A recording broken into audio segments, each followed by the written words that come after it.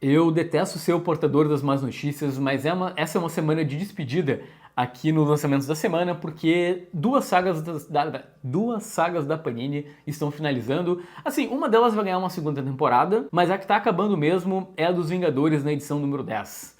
É, gente, que tristeza.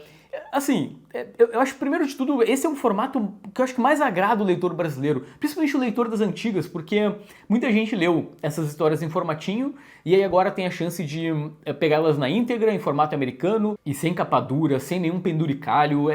São as histórias ali encadernadinhas, bonitinhas, fácil de manusear. Então, Vingadores termina na edição 300, original norte-americana, que então é o volume 10 aqui da Panini, e a editora lançou toda a fase de John Buscema, né, desenhando a equipe, primeiro com Roger Stern escrevendo e depois com Walter Simonson. E galera, vamos por partes, assim, a minha experiência conversando com a galera da Panini nesses 11 anos de canal, Vingadores nunca foi uma equipe que vendeu muito, tanto é que a gente sabia que a saga não ia durar muito, considerando que ela já nasceu bimestral, então já era algo que a Panini precisava de um tempo maior para escoar. Sinceramente, eu considero quase um milagre que isso saiu bonitinho, teve 10 edições e durou bastante. Claro, fica a expectativa de repente ter uma segunda temporada, se muitos leitores pedirem. Esse período de histórias é bem legal, eu não li toda ela, mas eu peguei, por exemplo, o arco Sob Ataque dos Vingadores, que é quando a mansão é invadida e tem ali os mestres do terror e um quebra-pau generalizado. Eu nem lembrava que a saga era tão grande, foram acho que 3 edições, né, pra completar tudo. Aí outra saga que está sendo finalizada é a do Homem-Aranha, essa semana, na edição número 24, que também pega um final de fase, é quando sai o Bill Mantlo e o Roger Stern, das revistas do Aracnídeo, e aí depois vai ter a segunda temporada, né, com um uniforme negro. Essa primeira temporada foi muito legal. Pô, pegou histórias clássicas como O Garoto que Colecionava Homem-Aranha, ou aquela Ninguém Pode Parar o Fanático, tem toda a saga do Duende Macabro, que eu acho muito legal, né, que até muita gente critica que, beleza, é uma cópia do Duende Verde, né, um remake das histórias. Pô, mas isso que é legal, sabe? A gente lê super-herói às vezes pra ter uma regurgitação de conceitos. Eu acredito que mês que vem já tem a saga do Homem-Aranha edição 25, que vai ter aquela numeração estranha, vai ser a número 1, mas vai ser a 25 ao mesmo tempo. Enfim, deixa eu falar sobre um lançamento da editora Conrad que me deixou muito empolgado, que é o Hexlash. Inclusive nós anunciamos com exclusividade aqui no Dois Quadrinhos, que é o Hexlash da Zoe Turgut. Vocês devem conhecer ela por conta da Cegueira Iminente de Billy Scott, o É Solitário do Centro da Terra, da própria Conrad, e o Rain que a Devir publicou. Vamos lá, assim, a Zoe Turgut, de tudo que eu li dela, até o momento ela não errou, e quando a Conrad anunciou o Hexlash, uma galera comentou, pô, mas vocês não vão lançar os primeiros números? Porque essa é uma série criada pelo Tim Seeley, e ele já lançou vários volumes com vários desenhistas, mas especificamente essa edição da Zoe Turgut, ela é feita para quem não conhece o conceito da HQ. Aqui somos apresentados a Casey Hack, que é uma caçadora de monstros, sempre metida em umas histórias de horror, e o que eu vi desse Hexlash é que é muita sensualidade gratuita e muita violência gratuita. Tanto é que a arma preferida da personagem principal é um porrete cheio de pregos, criado aí muito antes do Negan popularizar o conceito lá do The Walking Dead. Tá, galera, calma. A gente vai falar de um quadrinho agora, que eu sei que muita gente vai dizer, mas pra que falar sobre a vida secreta das árvores? Um quadrinho sobre árvores. Calma. Vocês sabem o Monstro do Pântano do Alan Moore, com aqueles conceitos daquela comunicação do verde?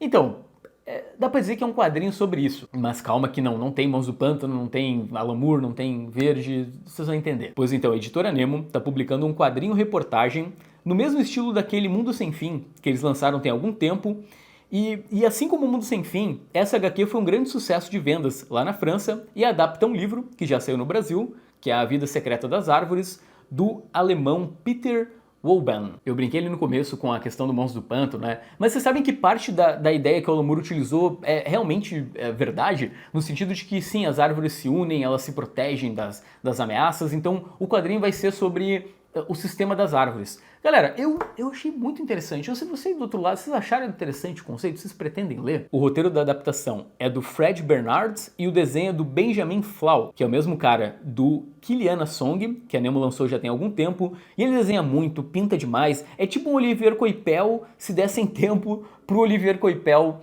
desenhar. Agora a gente vai para o momento de falar dos quadrinhos gringos, começando com Silêncio 2. Eu peguei aqui a primeira edição do Silêncio, saiu agora no DC de bolso da Panini para representar.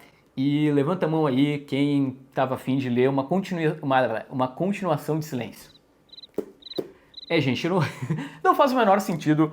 Assim, é a DC surfando num hype de algo que a galera já conhece, querendo ou não, o Silêncio acabou virando um vilão conhecido, e a gente tá falando do Jim Lee e o Jeff Loeb voltando 23 anos depois.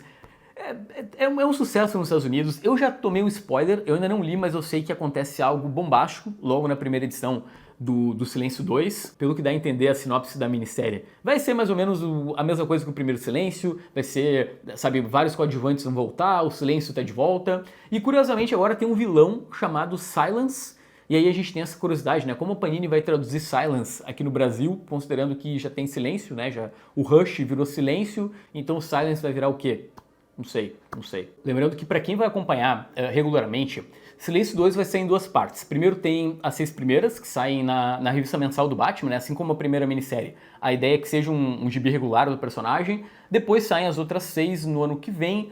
Porque, gente, tem que dar tempo do Jim Lee desenhar. Ele é um cara com um traço bem meticuloso e a gente tem que levar em conta que ele é editor, executivo, presidente, desenhista, tem 9 filhos, tem alguns quadrinhos que, gente, sinceramente não entendo. A Panini Brasil, ela simplesmente ignora. Pega, por exemplo, o Thunderbolts do Warren Ellis, que é um negócio absurdo de bom, levou muito tempo e agora a editora vai publicar, porque tem o filme dos Thunderbolts, né? Nada mais justo, mas precisou de um filme para ser um gibi muito bom.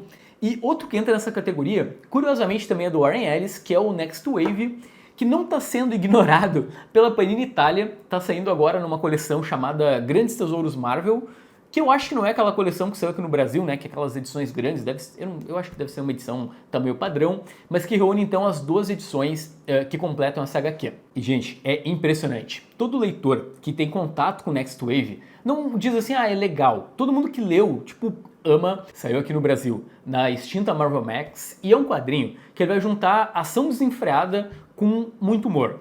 Tudo começa com o Warren Ellis fazendo um levantamento com os leitores, perguntando quem eram os personagens mais obscuros da Marvel.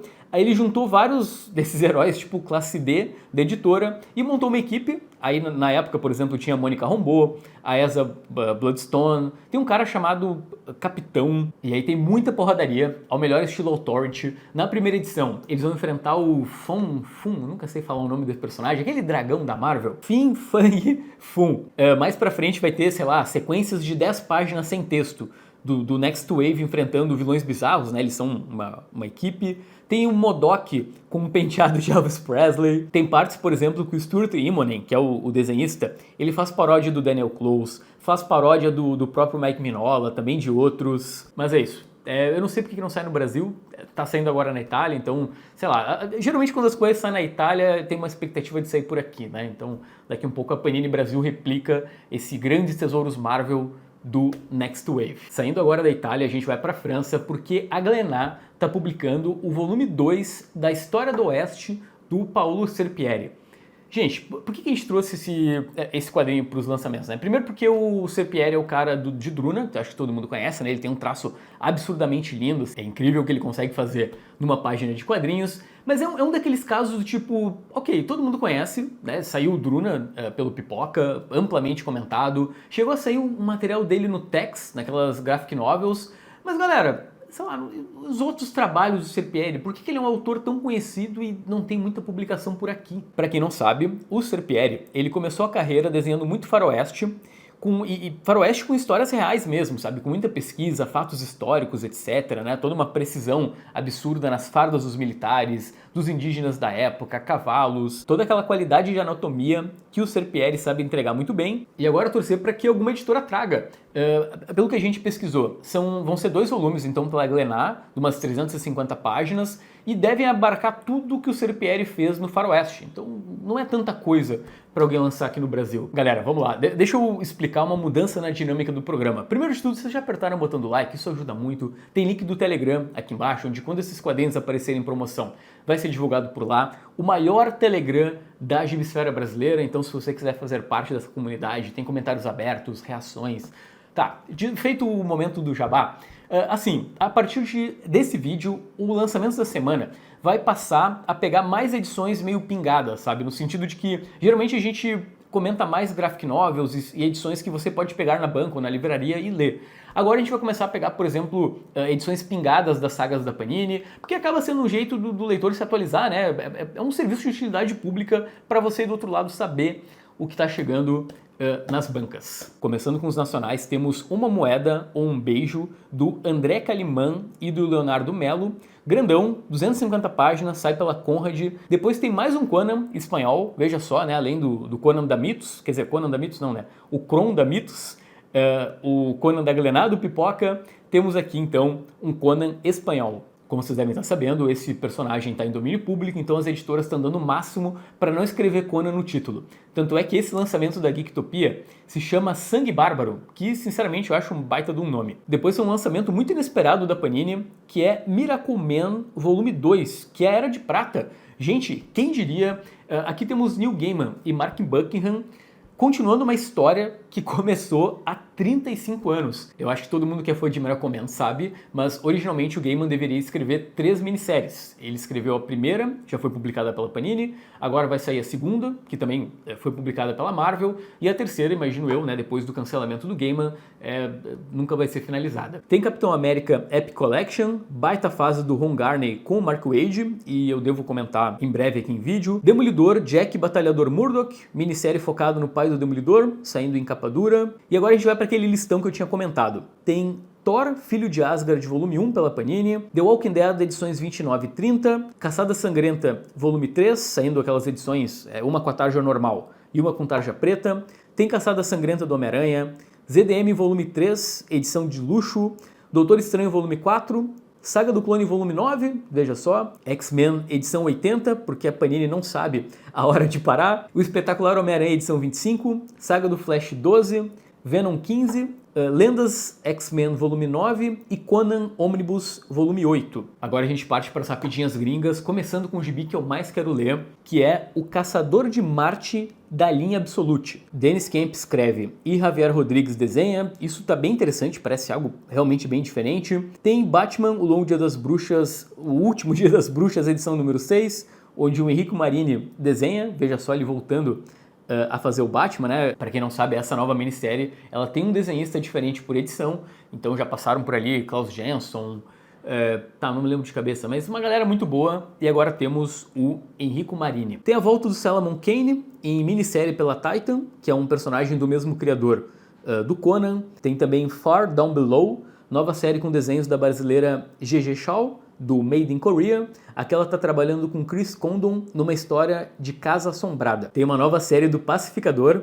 essa com consultoria do James Gunn no roteiro, veja só, e o Mitch Gerads desenhando. Olha, Mitch Gerads sem Tom King. Que estranho. Tem o formatinho da Marvel também saindo, formato aí que tá bombando nos Estados Unidos, com Capitão América, o Soldado Invernal, tomara que a Panini traga aqui pro Brasil. Tem a continuação de Superman, a Era Espacial, com Batman Dark Age, né? Agora sai no encadernado em capa dura, não sabemos quando a Panini vai publicar por aqui. E aí para terminar a gente vai lá para França com Micronautas, que começam a sair em ônibus pela Panini de lá. Ok, opinião agora do redator desse programa, Érico Assis, que diz o seguinte: é bem melhor que Ron, tipo, é a mesma pegada, né, da Marvel lançando personagens que são licenciados, etc, para fazer boneco, mas é bem melhor que Ron porque tem desenhos do Michael Golden. Então fica a expectativa da Panini lançar os Micronautas no Brasil. Galera, era isso. Pô, eu sempre termino esse programa muito feliz porque eu sinto que ele é um serviço de utilidade pública